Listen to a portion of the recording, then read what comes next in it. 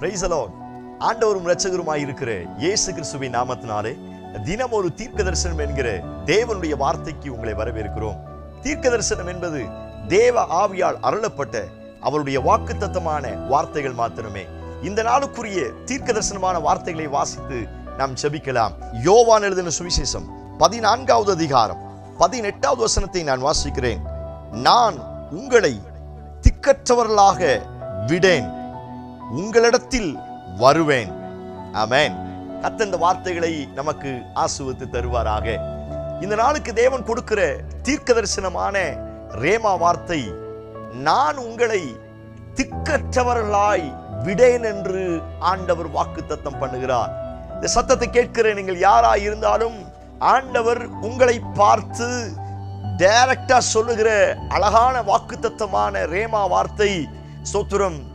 எத்தனை பேர் உன்னை கைவிட்டாலும், எத்தனை பேர் உன்னை புறக்கணித்தாலும், எது உங்களிடத்தில் இருக்கிறதோ இல்லையோ, நான் உங்களை விட்டு விலக மாட்டேன். ஸ்தோத்திரம். நான் உன்னை திக்கற்ற நிலைமையில விட மாட்டேன், உன்னை தனியே விட மாட்டேன்னு ஆண்டவர் வாக்குத்தத்தம் பண்ணுகிறார். இந்த வார்த்தைக்கு ஒரு ஆமென் சொல்லி கர்த்தருடைய நாமத்தை மகிமைப்படுத்துங்கள். என்னுடைய வாழ்க்கையில் பிரச்சனைகள் வரும் பொழுது, போராட்டங்கள் வரும் பொழுது அநேகர் அவ்வப்போது என்னை தனியே விடுவது உண்டு. இவங்களைத்தான் மலை போல நம்பி இருக்கிறேன் அப்படிங்கிற ஒரு சூழ்நிலை நம்ம பேசுவது உண்டு. என்னானாலும் இவங்களை விட்டு விலக மாட்டேன், இவங்களே என்னை விட்டு விலக மாட்டாங்க.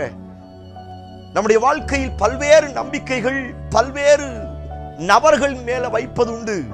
ஆனால் அதனுடைய முடிவு அநேக நேரங்களில் 99.9% தோல்வியில் போய் முடிகிறது. வசனம் சொல்லுகிறது, நாசியில் சுவாசம் உள்ள எந்த மனுஷனையும் நீ நம்பாத, அது விருதா என்று வேதத்தில் வாசிக்கிறோம். வானத்துக்கு கீழே பூமிக்கு மேல எல்லா மனுஷரும் மாயை என்று வேதத்தில் வாசிக்க முடியும். அநேக நேரங்களில் நம்முடைய நம்பிக்கை ஒரு குறிப்பிட்டவர்கள் மேல வைக்கும் பொழுது அவர்கள் அநேக நேரத்தில் நம்முடைய வாழ்க்கையில் ஆசீர்வாதங்கள், மேன்மைகள், பண வரவுகள் குறையும் பொழுது நம்மை அறியாமலே அவர்கள் நம்மை விட்டு ஒதுங்குவது உண்டு, தூரம் போவது உண்டு, நம்மை விட்டு விலகி போவது உண்டு.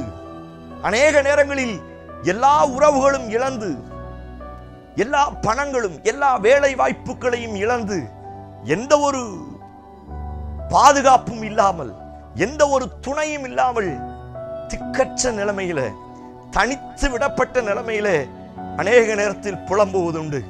இந்த சத்தத்தை கேட்கிற நீங்கள் யாராய் இருந்தாலும் சரி, உங்களை பார்த்து ஆண்டவர் தீர்க்க தரிசனமாய் சொல்லுகிறார், நீங்கள் அப்படிப்பட்ட நிலைமையில் இந்த சத்தத்தை கேட்பீங்கன்னா நான் உங்களை திக்கற்றவர்களாய் விடமாட்டேன் என்று கர்த்தர் வாக்குத்தத்தம் பண்ணுகிறார்.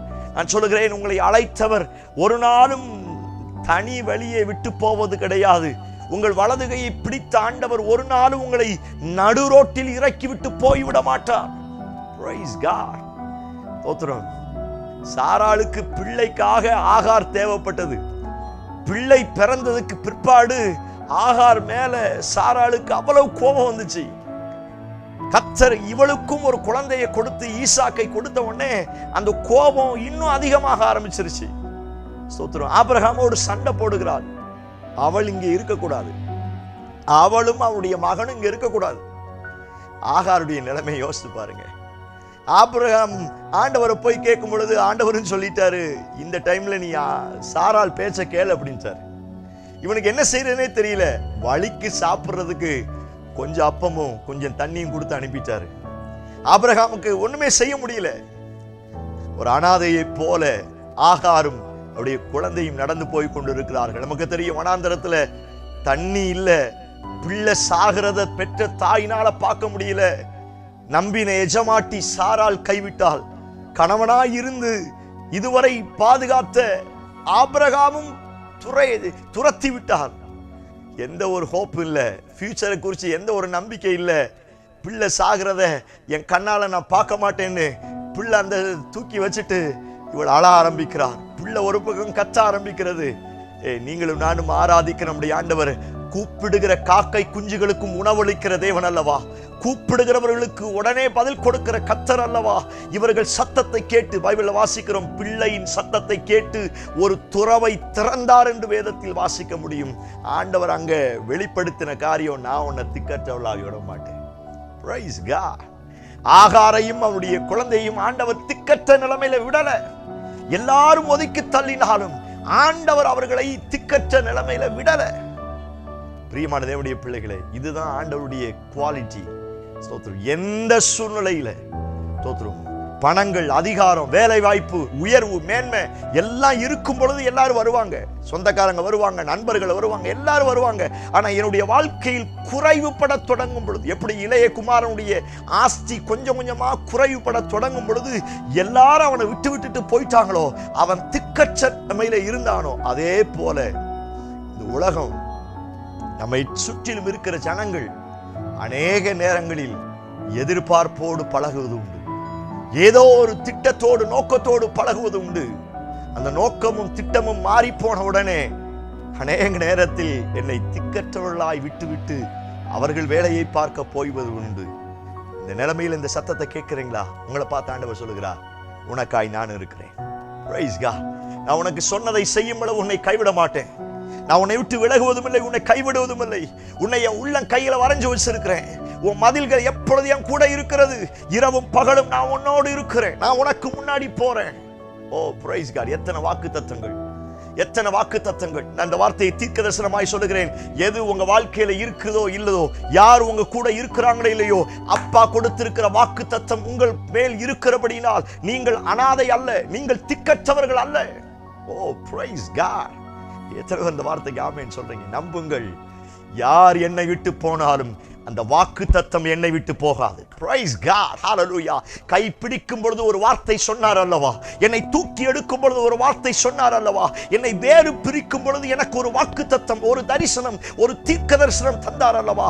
எந்த சூழ்நிலையிலும் இந்த உலகமே என்னை தனித்து விடப்பட்டு என்னை திக்கற்றவர்களாய் விட்டாலும் அவருடைய வார்த்தையும் அவரும் என்னை ஒரு நாளும் திக்கற்றவர்களாய் விட மாட்டார்.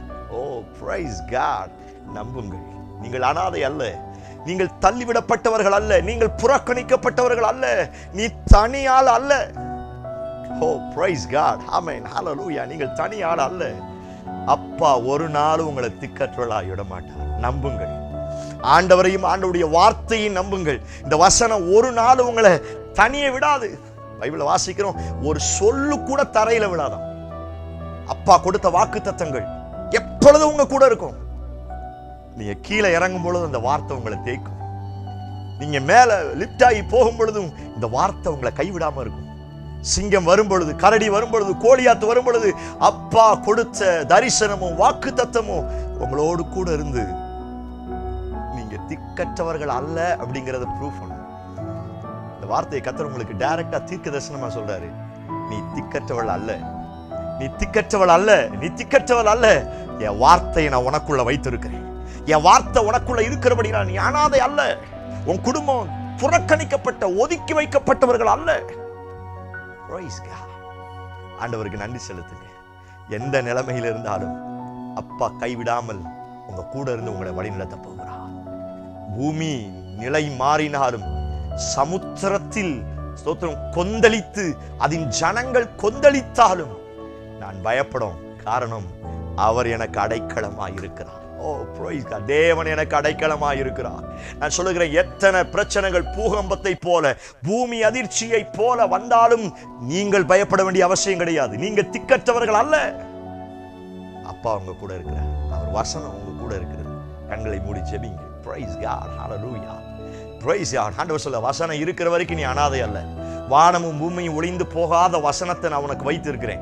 வாக்கு தத்தத்தை நான் உனக்கு வைத்திருக்கிறேன். இந்த வாக்கு தத்தம் உன் கூட இருக்கிறபடினால் கால்களுக்கு தீபமாய், பாதைக்கு வெளிச்சமாய், ஒரு லைஃப் லாங் இந்த வசனம் கூடவே இருக்கும்னு கர்த்தர் சொல்லுகிறார்.